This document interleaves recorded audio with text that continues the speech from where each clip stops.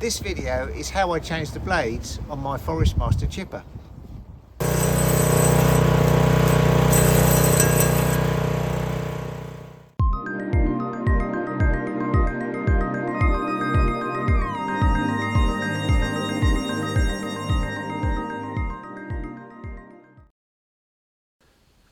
To get access to the blades, this bolt here has to be removed first.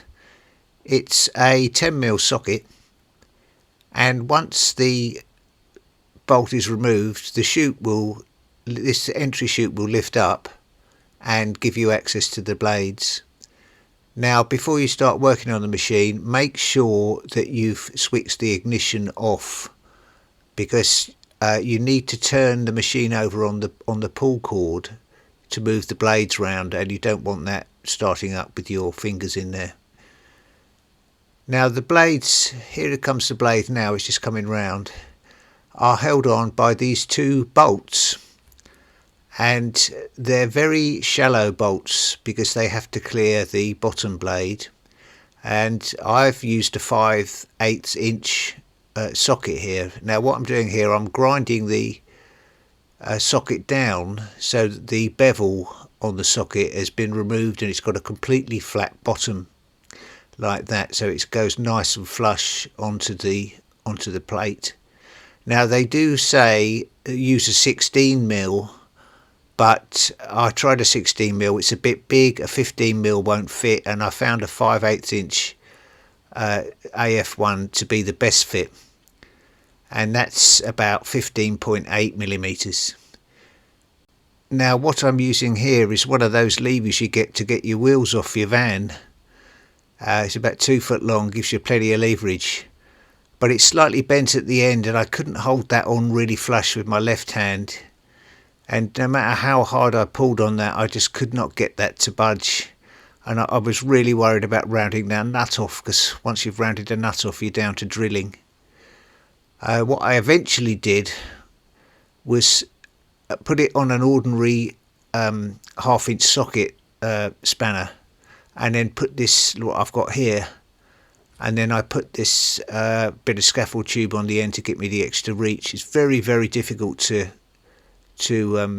get that to move, and you see there's a screwdriver there wedged in to stop it turning as I'm pulling the lever up.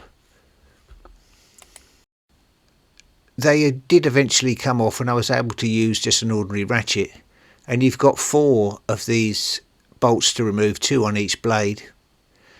Now what I did, I was a bit silly, I never thought, and I took the bolts out, and the blade just was stuck onto the barrel, and when I tried to get the blade off the barrel, here's the bolts here, you can see they've put some Loctite on there, that's why they look like that. When I tried to get it off the barrel, the blade dropped inside the machine. See here, it's gone, and I had a devil of a job to try and get that out. I tried putting a magnet down there, I tried putting a bit of wire down there to push it out, and I thought, well, what I'm going to have to do is to remove this side plate and see if I can get it out sideways, because I just could not get it out. Now this wasn't going to be easy either. You undo these 4 bolts, take this cover off, and then this plate here is held on by a split ring, one of those split ring circlips.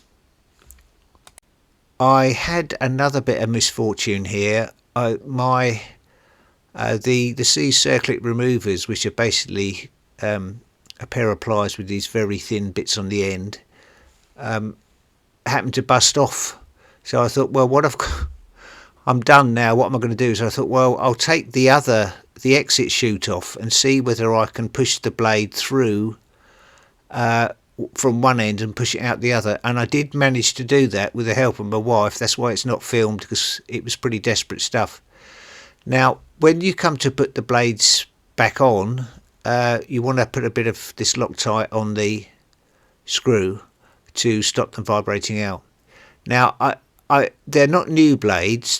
The blades they give you have a blade on each side, so I simply turn them round, when they go back in, you'll see the blade is wider than the gap between the two plates, and that's because there's a little groove it sits in. It runs in a little circular groove, and once you've got it in there, you can just wedge it in and then bolt her up.